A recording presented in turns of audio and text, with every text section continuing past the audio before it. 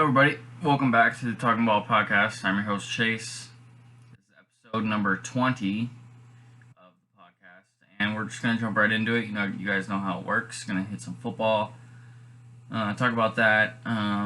Basketball started preseason. I'm not going to go through every single game that's gone on, but I talk about a little bit of headlines, and then we'll get into news and college sports. So let's jump right into it with the Thursday night game, Rams-Patriots. Pretty bad one here for the Patriots. They lost 24-3. Just overall, not a good game. Cam Newton didn't play well. New England's defense didn't play the best. They had an interception and one sack. Cam Newton had 119 passing yards, threw a pick. And our leading rusher had 50 rushing yards, so not a lot of offense. Obviously, we scored 3 points, and the defense, you can't do much when your defense is on the field every like 4 or 5 times a quarter. You play great defense, you give the ball up, you get the ball back to your offense, and then your offense goes 3 and out. You're right back on the field to have to stop a pretty good offense in the Rams. So it really was a tough one. Kenny Young had a really good game for the Rams. He had a pick 6 and a sack on Newton. Goff played all right. Threw a touchdown, threw an interception, and ran for a touchdown. And had 137 passing yards. Cam Akers, their rookie running back, carried the ball 29 times and had 171 rushing yards. That is, I believe, the second most ever by a rookie in the Rams history. Either second most ever or most ever, right behind, or tied with Jerome Bettis in Rams history. So good game from him. He's from Florida State, so I really like to see him take that leap. I think he can be a really good running back. And Cooper Kupp led the way, 33 yards and a touchdown from Goff. It was really the Rams defense. They had 6 sacks. Donald had 1.5. Brockers had 2. The Patriots offense just couldn't get anything going, and their defense couldn't stop the ground game. Moving on to Texans and Bears. Another blowout here. Well, I guess the Patriots wasn't that bad of a blowout, but 7-36. Just a struggle for Deshaun Watson and company. Gave up 2 fumbles. Had a safety. Got sacked in the end zone. And gave up 7 sacks total. His offensive line got beat up. Watson got beat up, and it showed throughout the game. Somebody dropped a wide open touchdown because it got lost in the sun. Just stuff like that happened throughout this game, and it was not pretty. Watson, he didn't play bad. He had 219 yards and a touchdown. Their leading rusher was Howell with 42 yards. And the leading receiver was Hansen with 56, and Kuti caught the Deshaun's touchdown. It was the Bears defense, and Trubisky really carried them through this one. Montgomery also had a good game. It was just a really good game all around from the Bears, bouncing back after losing 6 straight. They lost 6 straight and decided to come show up against the Texans. The Bears are now 6-7, slowly climbing their way back. They had the 2 fumble recoveries, one from Khalil Mack, one from Woods, and 7 sacks. Man, they got to Watson 7 times. A lot of teams getting a lot of sacks. They lost 6 in a row, and then won this one. Roquan Smith had 2, Mario Edwards had 2, Urban McNichols all had 1. Trubisky played like the higher draft pick today. in this one, not today, on Sunday. Obviously it's the whole infamous Bears drafted Trubisky over Mahomes and Deshaun Watson. Trubisky played better than Deshaun Watson today. He even played better than Mahomes on Sunday as well. I'm not gonna lie. He good completion percentage, 267 yards, 3 touchdowns. And David Montgomery had 113 rushing yards and a touchdown, including was it him? No, it was Miles Sanders that had like an 82-yard run. I think David Montgomery broke off a big one in their game. Allen Robinson led the way in receiving, 123 yards and a touchdown. And then Jimmy Graham and Matt Mooney also had a touchdown each. Sorry. So yeah, Bears back on track. After losing 6 straight, they get one off on the Texans, and they got the Vikings, Jaguars, and Packers. So 2 out of the 3 final games are a pretty hard one.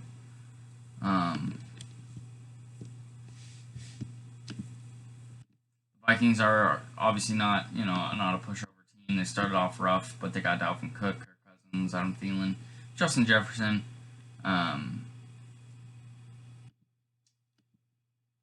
the Jaguars should be a cakewalk, and the Packers are also obviously a very good team with MVP leader Aaron Rodgers playing crazy this year. So yeah, next week is a huge game for the Bears to take over. It's for second place basically in the NFC North. Packers obviously have it pre-locked at 10-3. But the Bears and Vikings are both 6-7, so that matchup next week is going to be an important one for both of them, both of their teams. The Cowboys-Bengals, this one kind of doesn't matter.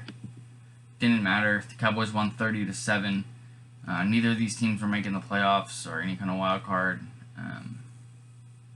Actually, I shouldn't say that. It's the NFC East. Any of these teams can still make a wild card.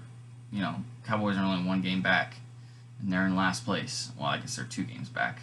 Out of first place, but out of second place, they're 1 game back. So we'll see. They won this one against the Burrow-less Bengals to improve to 4-9. They had 3 fumble recoveries from Aldon Smith, Lewis, and Jalen Smith, and Crawford had 2 sacks. Andy Dalton played well. Before his injury, he was playing well. Obviously, he got that very bad concussion off that hit against Washington, and he come back and they've been doing pretty well. Last game was a rough one for them, but this game they come through and beat the Bengals. Zeke, I don't know where to start with Zeke. He is very disappointing this season. He had 48 rushing yards in this game. Now that's it. He isn't putting up the numbers that we'd like to see a top 5, top 10 running back put up. 48 yards, no touchdowns, nothing like that, nothing. Let me see his stats on the season. He's 7th in yards, and he's tied for 21st in rushing touchdowns among running backs, among players eligible.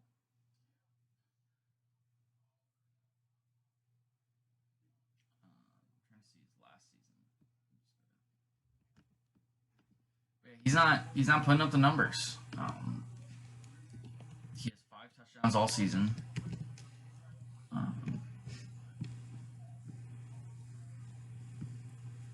only 832 yards. Last season, he played 16 games, or 13 games in.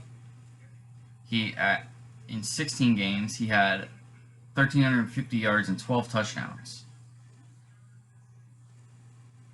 And people weren't even really considering him a top running back last year. So why should we consider him a top running back this year?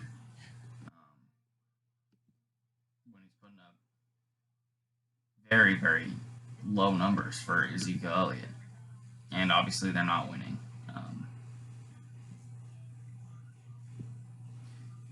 His yards per game aren't even good, 64. So it's not a matter of him, he's getting less touches. Obviously, it's 3 games less than last year. But last year he got 301 touches in 16 games. Right now he's at 211. But even then, his average last year was 85 yards a carry, or yards a game. And now he's at 64 yards a game. So that's just not good. 64 yards a game is not good for a top tier running back. If he wants to be a top tier running back, he's not right now. I mean, Tony Pollard scored a receiving touchdown this game.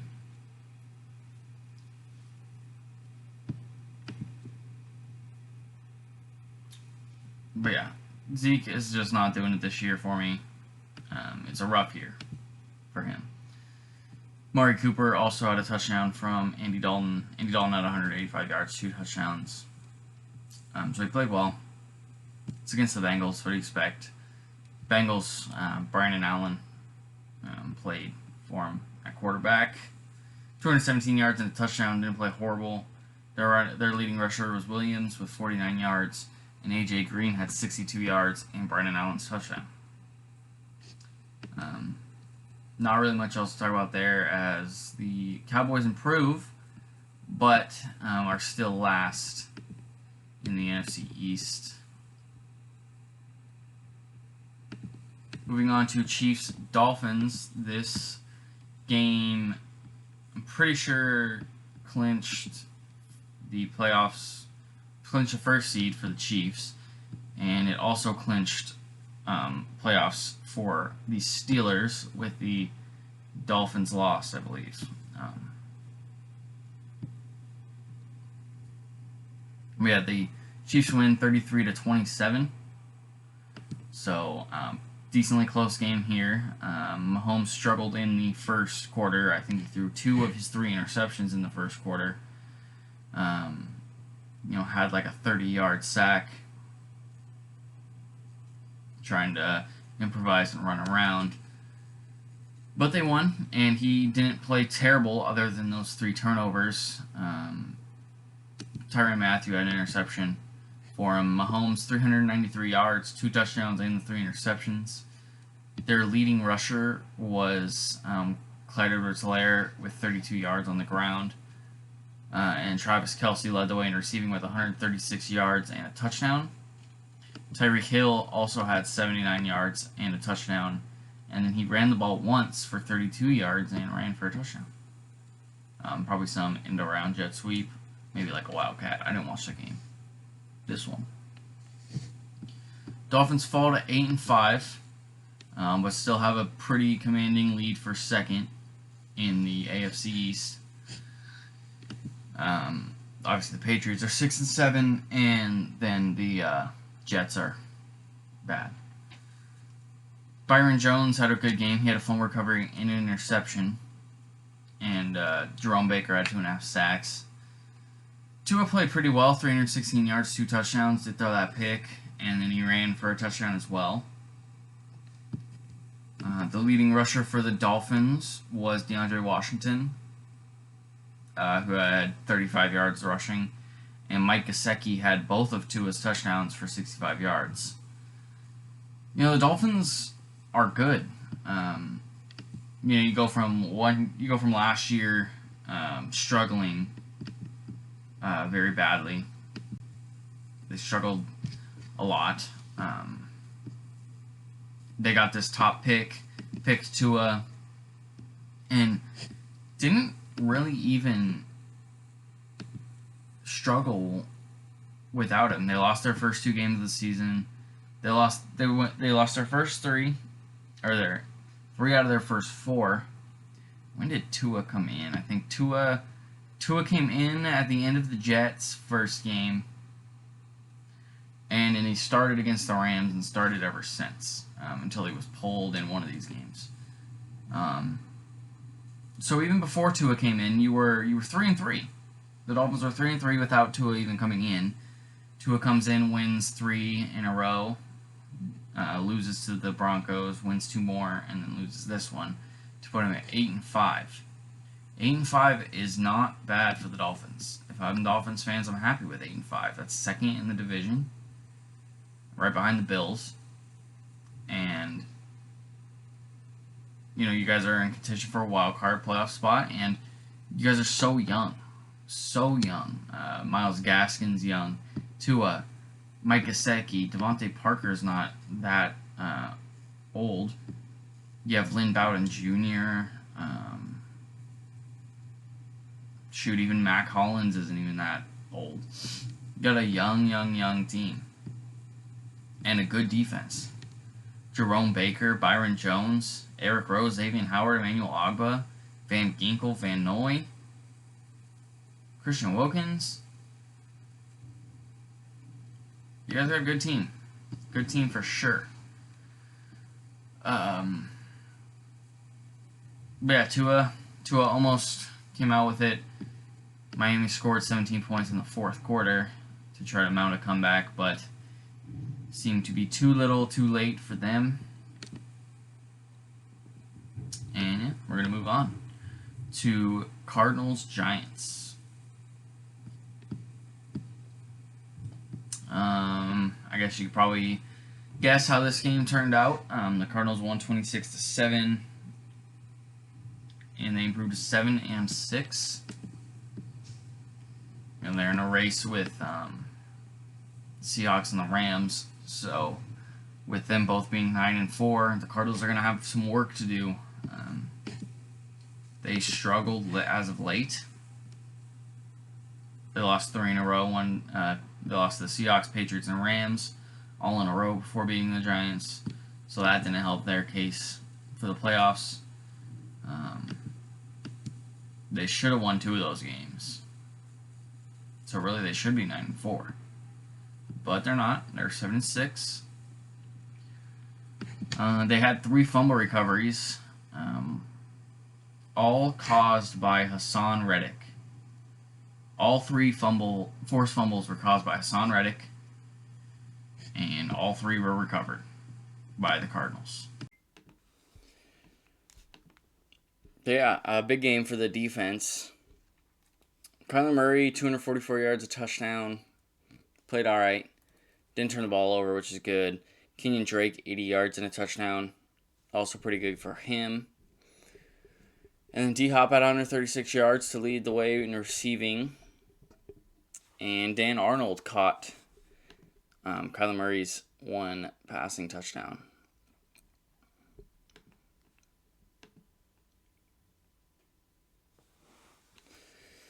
The Giants fall to 5-8. Daniel Jones played most of this game. Colt McCoy came in for a bit. Had 127 yards for Daniel Jones.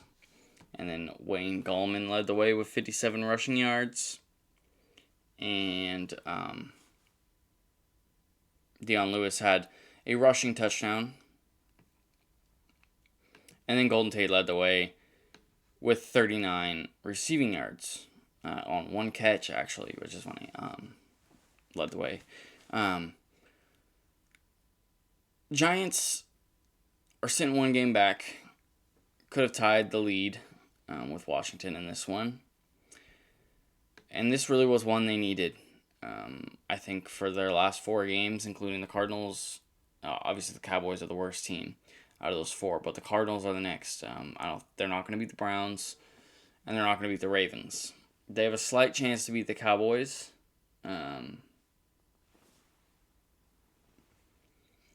But I don't even know if they can beat the Cowboys.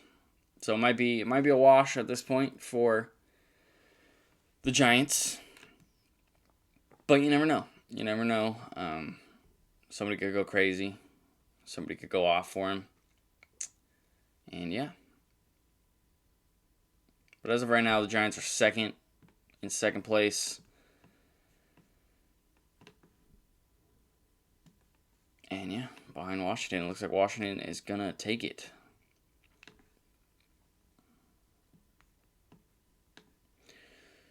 Anyways, we're going to move on to Vikings-Buccaneers. The Vikings had a rough one. It was a rough game for the kicker, Dan Bailey. Missed 3 field goals and missed an extra point, thus having to go for 2. So he really missed out on 11 points. 9 from field goals, 2 from extra points, and they lost by 12. So not ideal. Not an ideal start. Not an ideal game. 14-26. Kirk Cousins played well. Didn't turn the ball over. 225 yards and a touchdown. 102 yards for Dalvin Cook and a touchdown. And their defense just didn't do anything. Didn't get any takeaways. No sacks. Nothing. So rough game for the Minnesota special teams. Or well, the kicking team. And a rough game for their defense as well.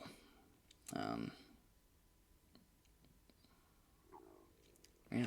And Irv Smith led the way for them in receiving with 63 yards and a touchdown.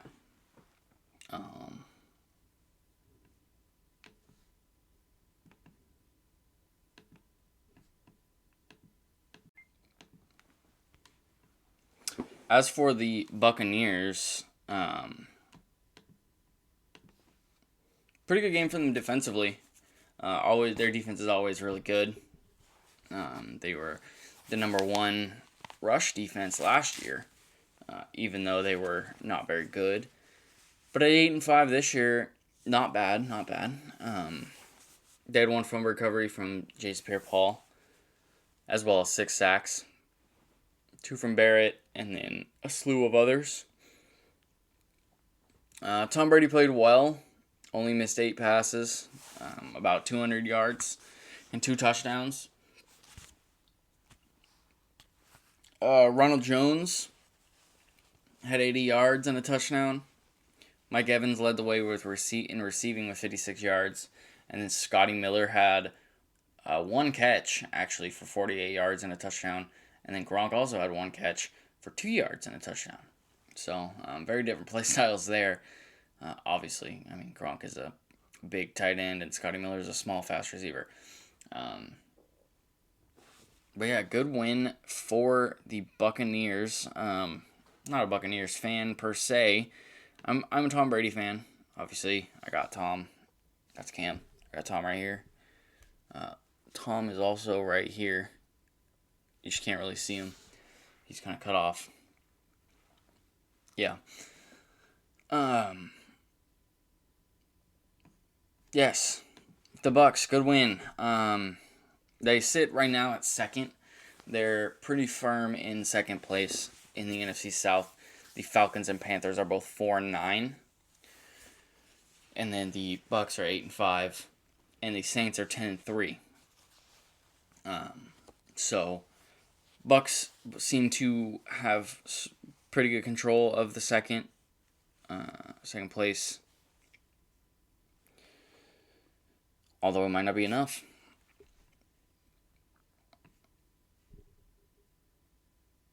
It'll probably be enough. The Vikings fall to 6-7, and as I was talking about with the Bears before, they're both 6-7, and so they're tied for second, and they play each other. That is the next matchup next weekend. So I'm looking forward to that one. That'll be a good game to determine who jumps into second place in the NFC North. That's not what I wanted to click on.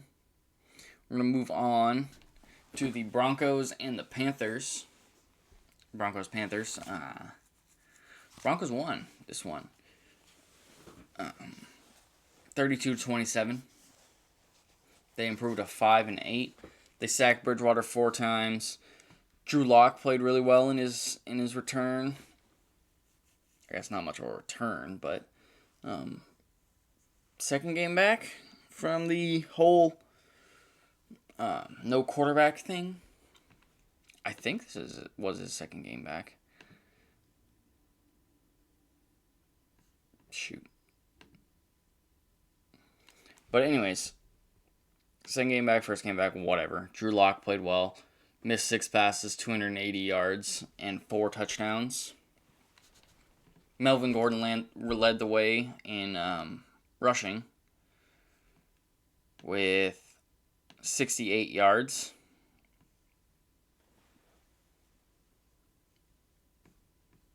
Where is it at? Broncos.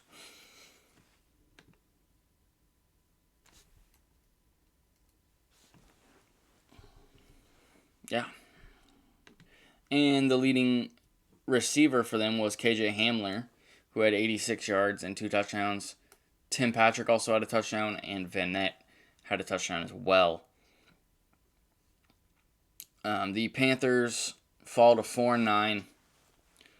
They're currently in last place in their division. They had a fumble recovery from Abada, and Chin had a sack. Bridgewater played all right. He only had 283 passing yards and a rushing touchdown. And then Mike Davis had 51 rushing yards and 2 touchdowns on the ground for them. And then Robbie Anderson led the way with 84 receiving yards. And as it sits right now, the Panthers are in last place. 1 second. Getting chilly in here. Panthers are in last in the NFC South. And the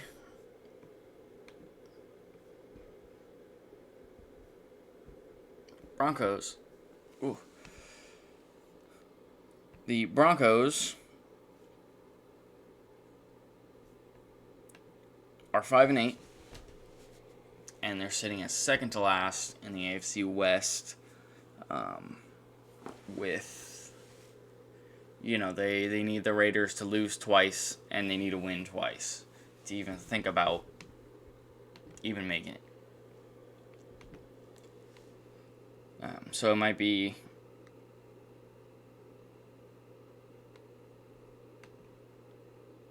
what is happening?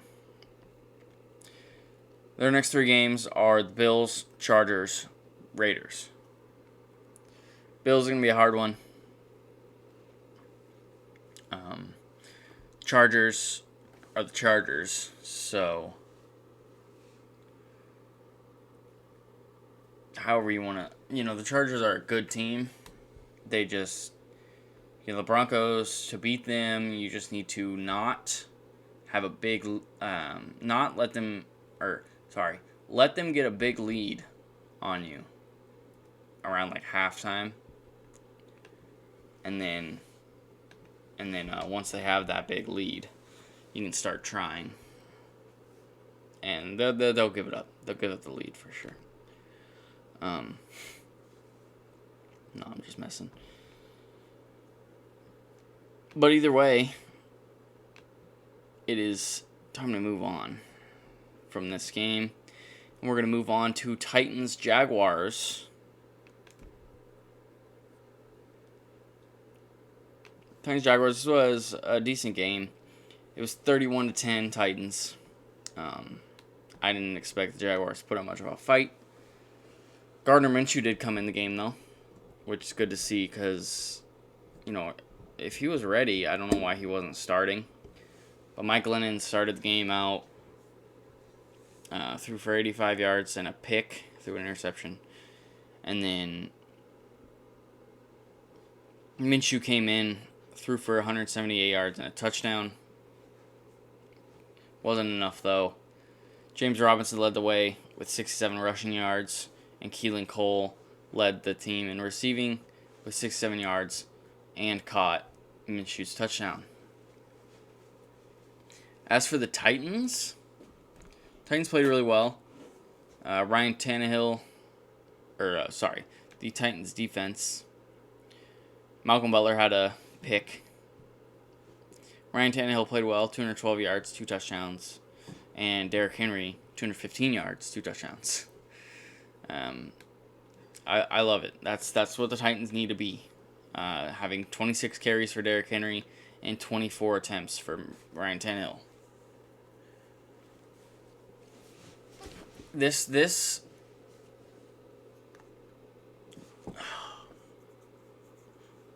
I think.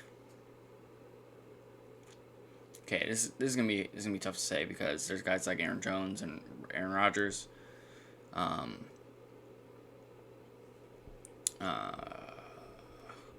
I just had something in my head and spaced it. Kirk Cousins, Dalvin Cook, I guess. But I think that Ryan Tannehill. I think Ryan Tannehill and Derrick Henry is the best quarterback running back duo in the NFL. Yeah, I said it. Look at these numbers. Not just in this game, but all season. Look at these numbers. When your quarterback throws for 212 yards and 2 touchdowns, that's a good game. That's a good game for a quarterback. Kirk Cousins, 225 yards and a touchdown. That's a good game. Kyler Murray, 244 yards and a touchdown.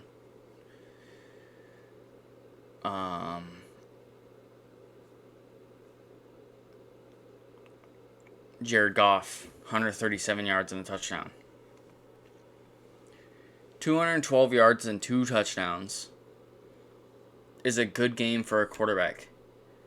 But when your running back can have 215 yards and 2 touchdowns in the same game, that's insane.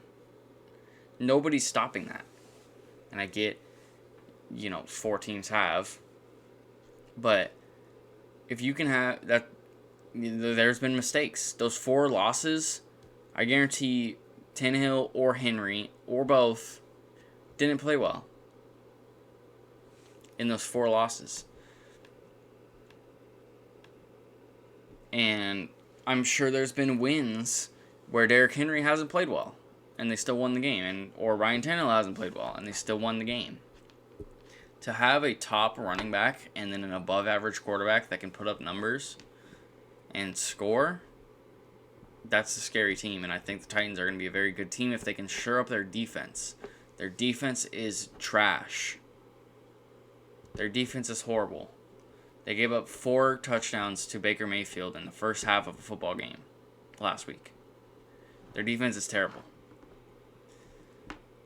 But if they can shore up that defense, this team can win a Super Bowl easily.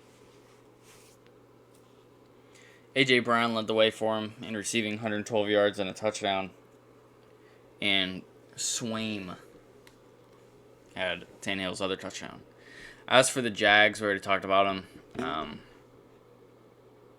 They're 1-12. They're getting the second overall pick in the draft. I would not draft a quarterback. I wouldn't draft. I don't know, because I think the Jaguars' defense is good.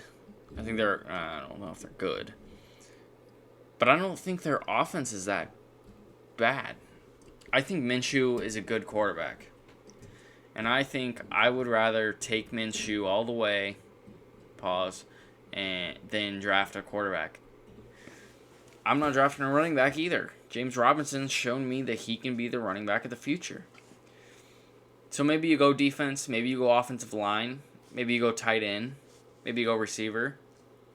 But as for quarterback and running back, I think you're good. I like Minshew. I'm on the Minshew train for sure. I don't think he he got injured. Nothing he can do about that. He was injured. So, to hold that against him isn't fair. Sorry, I need a computer charger, and I don't have one in here. But to hold that against him is not fair. It's not fair at all. And, yeah, I think he's a good quarterback.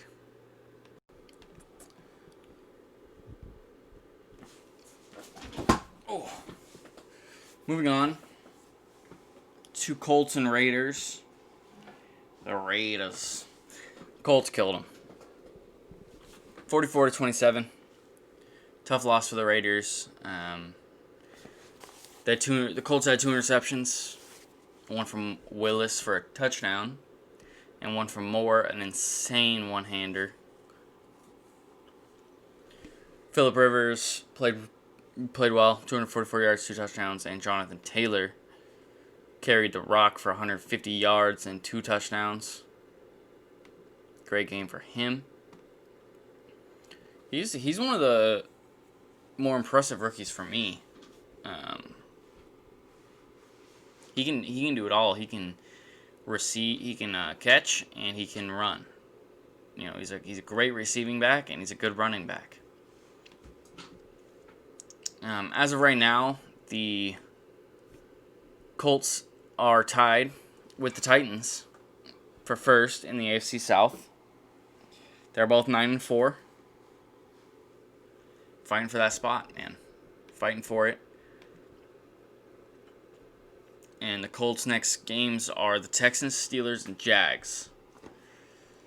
So, I think that's two easy wins. And then the Steelers.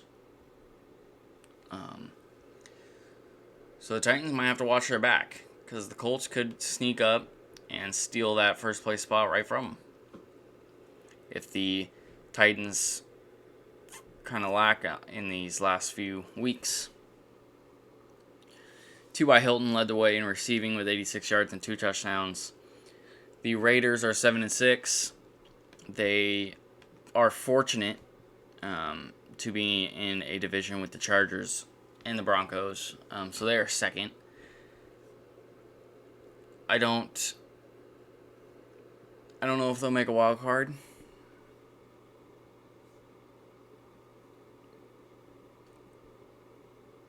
AFC North is really good, besides the Bengals. But the Raiders, Derek Carr, 316 yards, 2 touchdowns, 2 picks. Josh Jacobs, Derek Carr also had a rushing touchdown. I didn't think Josh Jacobs was playing in this game, but he did, and he ran for 49 yards.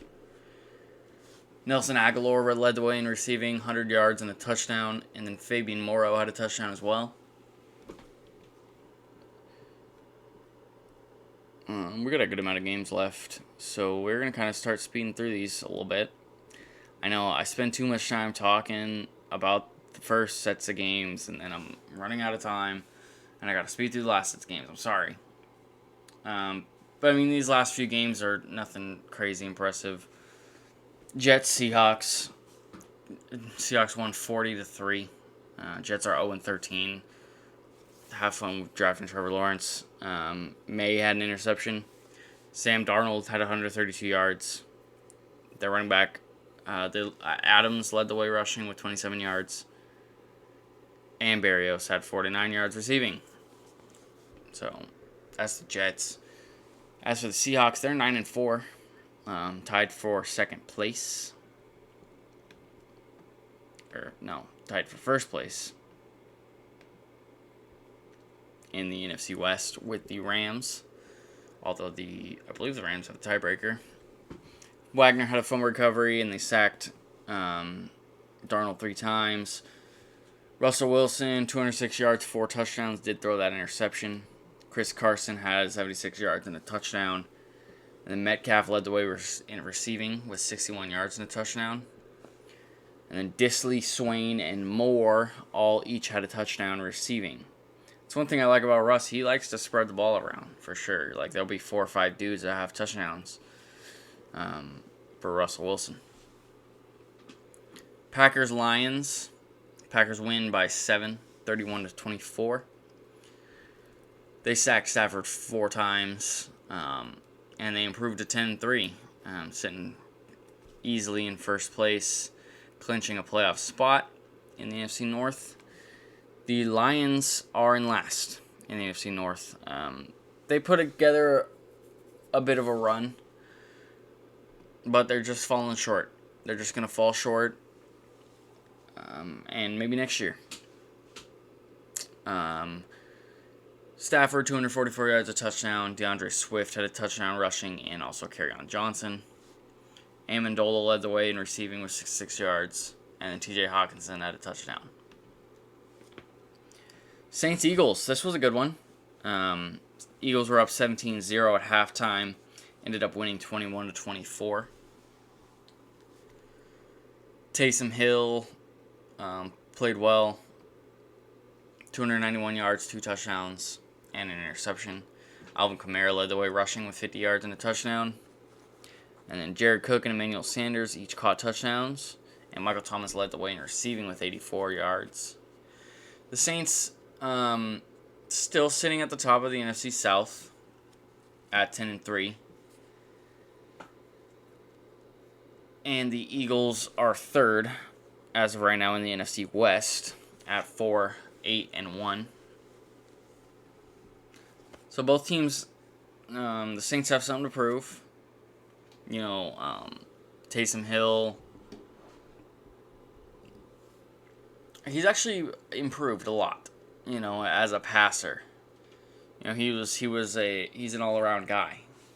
He didn't run much in this game. He tried to show off his passing ability, and they did that well. He missed 10 passes out of 38, so he's 28 for 38, 291 yards and 2 touchdowns. Threw a pick. That's all right.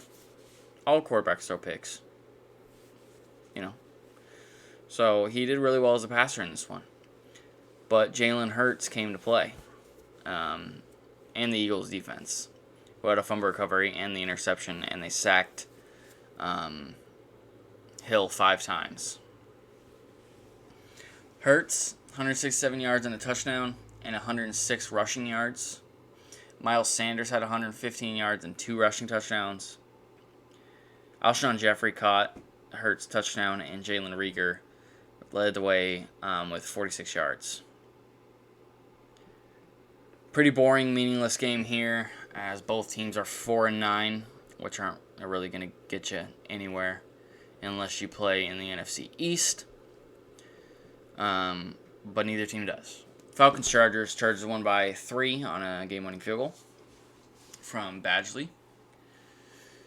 The Falcons had an interception and a sack. Matt Ryan didn't play good. 224 yards, a touchdown, 3 interceptions. And then, I don't know his name, but Gage threw a 39-yard touchdown. Ito Smith led the way with 42 yards rushing. Todd Gurley only had 19. Calvin Ridley, 124 yards, touchdown. And Laquan Treadwell, which I didn't know they had a touchdown as well. The Chargers only win by 3 despite having 3 interceptions.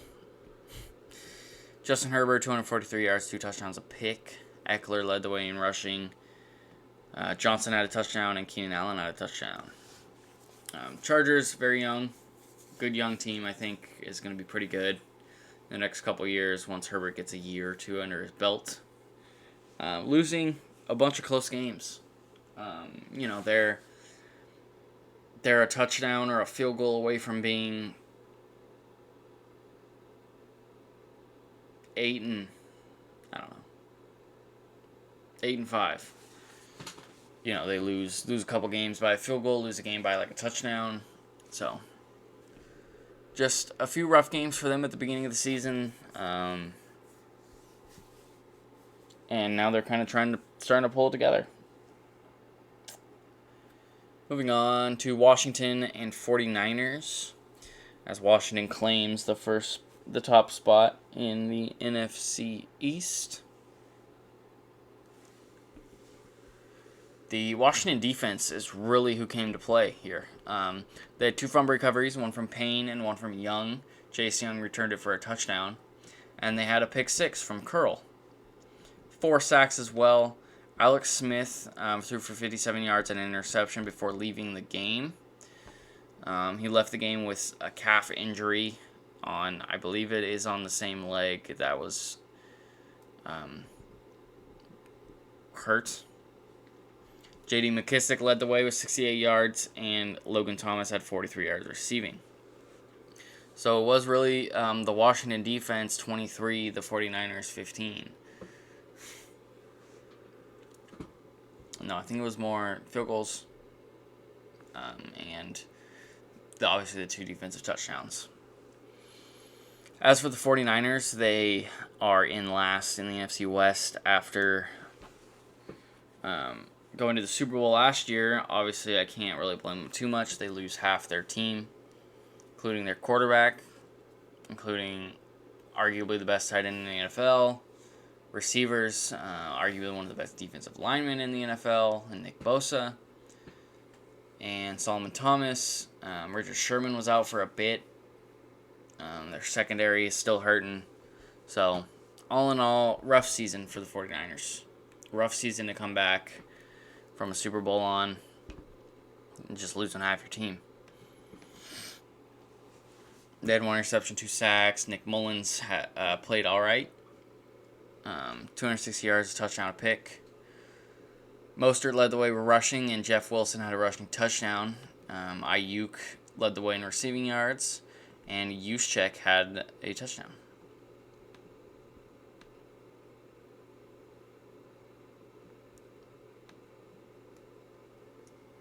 Moving on to Steelers-Bills, as the Steelers take their second loss of the season. This one coming at the hand of the Bills, who are 10-3 and in first place. And the Steelers are 11-2, also in first place. First place battle. There, the Steelers had a fumble recovery and an interception. Ben Roethlisberger, 187 yards, 2 touchdowns, 2 interceptions.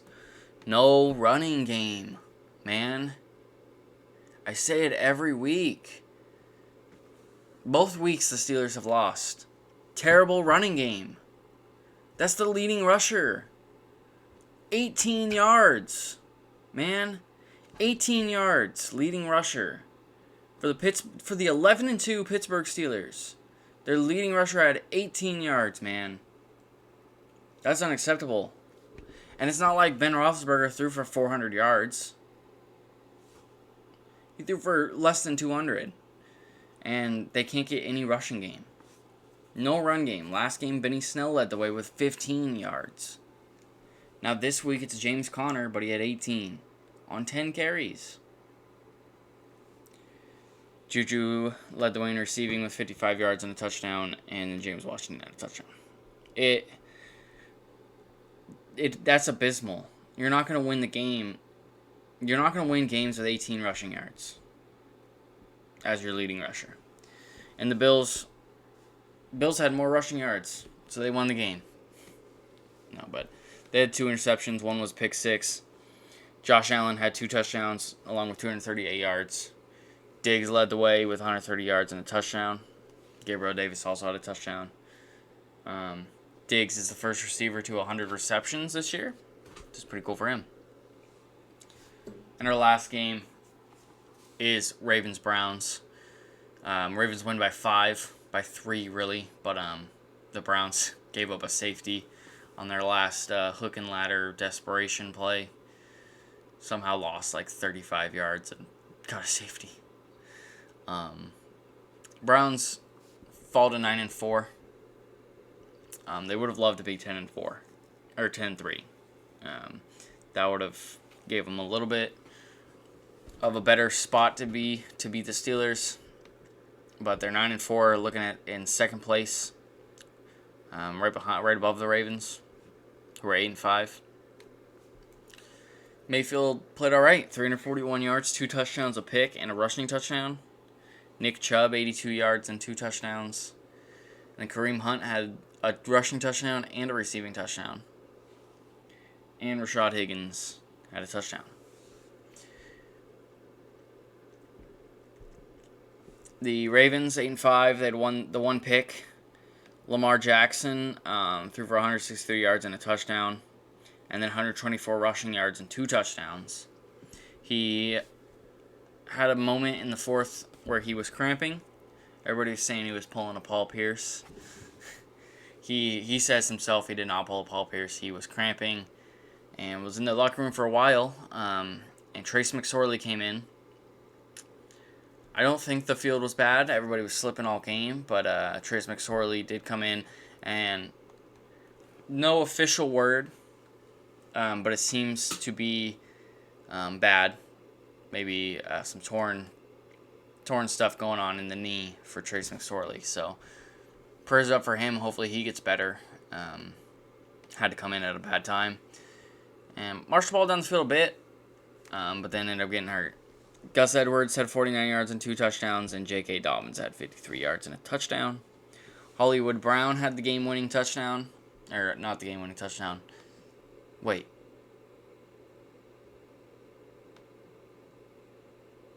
I can't remember. But he had a big touchdown. He had a lot of drops. He was dropping the ball left and right on the field. So for him to come through and score that big touchdown was nice.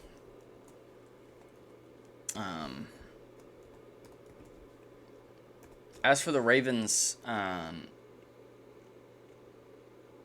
this is going to be a really good team that might not make the playoffs. The Browns and the Steelers are both ahead.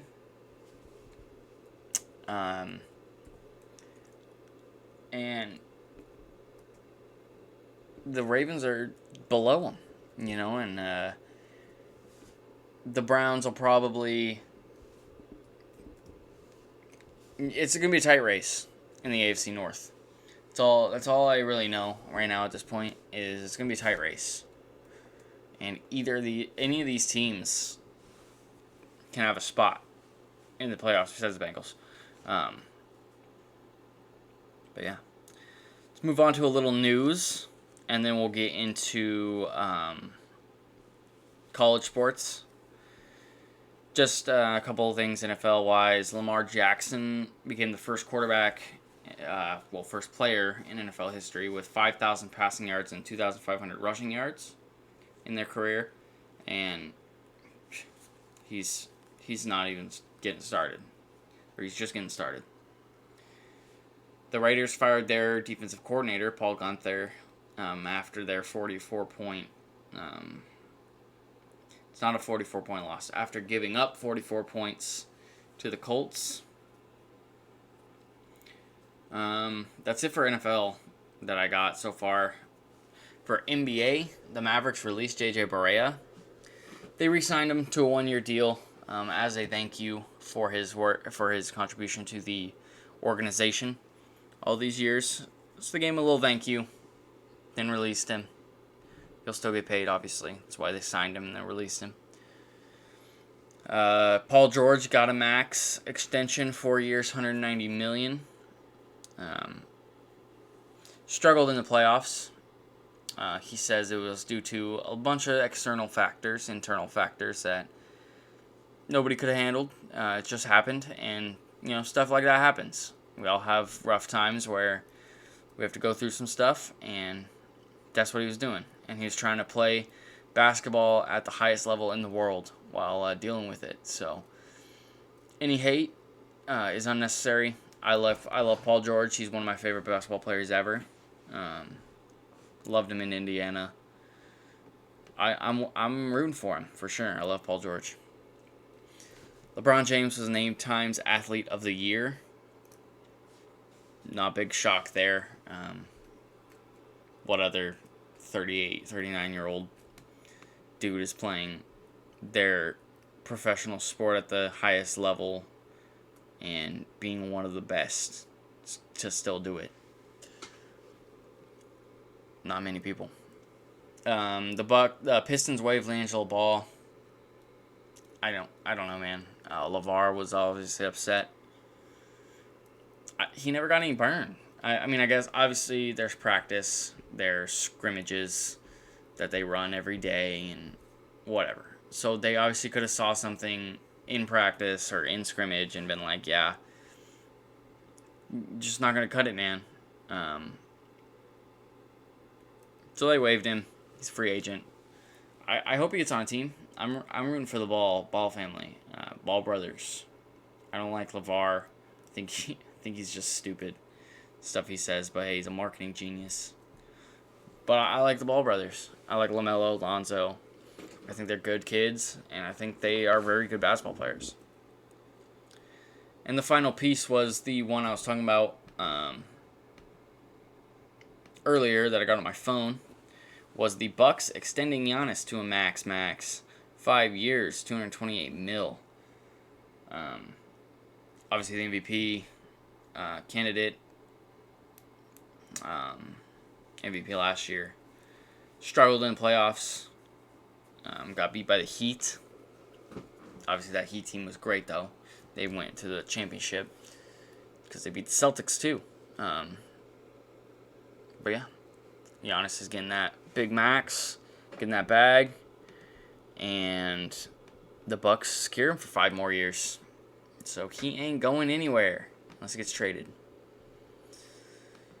Moving on, we're going to go basketball first, looks like.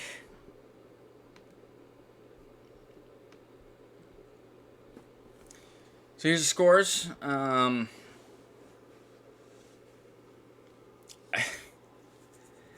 want to say Garza gets the player of the week again. In their first game on Tuesday, he only scored 16, I think. It was Bohannon led the way in scoring for them, as you can see.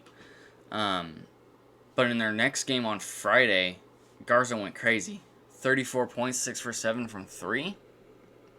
Crazy game from him in that one. We had a few other guys score crazy big numbers, but both guys to score 30 plus. Well, 2 guys to score 30 plus lost the game. Williams for Oakland scored 36, and Dawson Moo from Illinois scored 36, but they both lost. And then obviously Remy Martin scored 31 in their 1-point win. But I gotta give it to Garza. Man. He's been on a tear. He's been going crazy.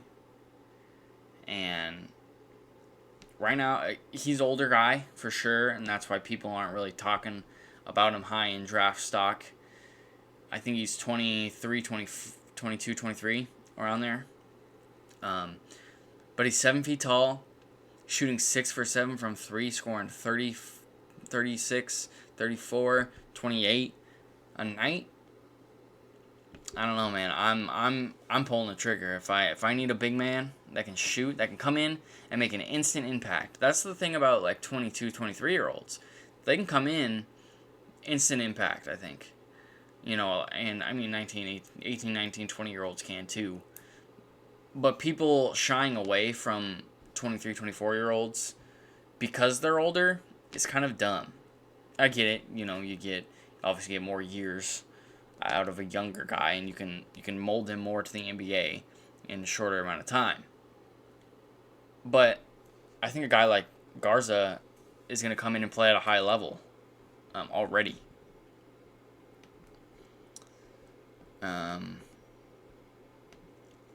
So I take the shot on him. I think he's going to be a good basketball player. As for upsets, Illinois kills Duke. It's not really an upset, but Duke is just struggling. Penn State killed number 15 Virginia Tech.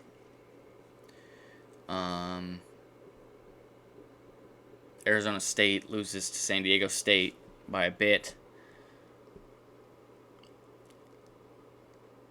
Creighton loses to Marquette. Number 9 Creighton.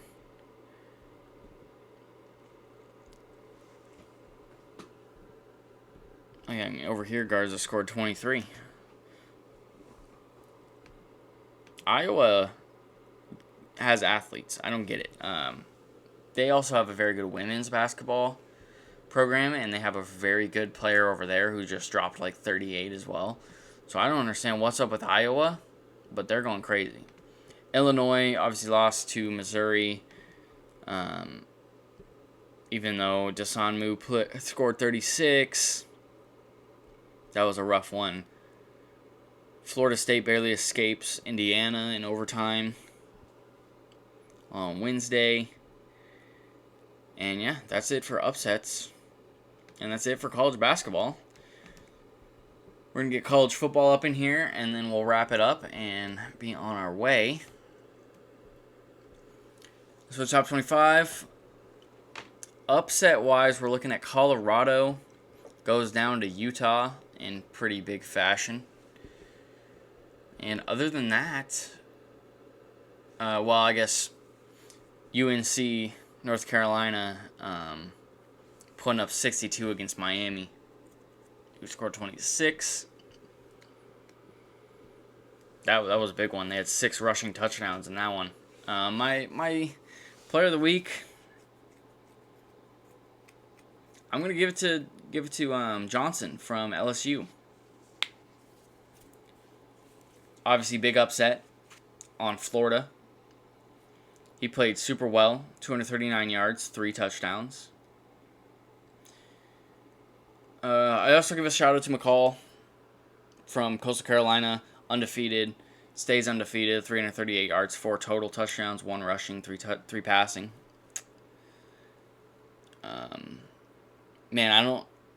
There was a lot of good players. And actually, I'm keeping it with Johnson for the upset on Florida. I'm keeping it with Johnson as the player of the week. I'll also shout out Slovis, quarterback from USC, 344 yards, 5 touchdowns. Crazy game from him. I believe he also threw 3 picks, though. I didn't put him up there, but I think he threw 3 interceptions. But I'm giving it to Johnson. Big upset on Florida for LSU. And he played well. Canceled games. We can see down there, missing out on Ohio State, Michigan. That's tough. Ohio State would have probably killed him, but it's tough. Texas A&M gets their game canceled. Top 25 matchup, Cincinnati-Tulsa gets canceled. Then Oklahoma, Indiana, and Texas all have their games canceled. So that was a tough week for college football. A bunch of games getting canceled there. But yeah, I think that's going to do it. It's going to do it on the podcast for this week. Yeah. I had some difficulties with my camera app. It kept shutting off, so it might be a little choppy in a couple spots, but for the last 40 minutes, it's been good. So it's just at the beginning, be a couple weird spots that's going to just look like it's weirdly edited together, but it's just because my camera shut off and I had to do 3 different clips for the podcast, so not ideal, but we're always you can find us on Spotify, Apple Podcast, I don't know why I said us, just me, YouTube. Be sure to like, subscribe, share with your friends who enjoy sports, enjoy talking about sports, listening to sports, getting others' opinions. I love listening to podcasts just to talk to them about my opinions, how they differ from theirs. So if you like doing that, share the podcast, check it out. And thanks for all the support on the last 20, man. 20 down, bunch to go. Peace.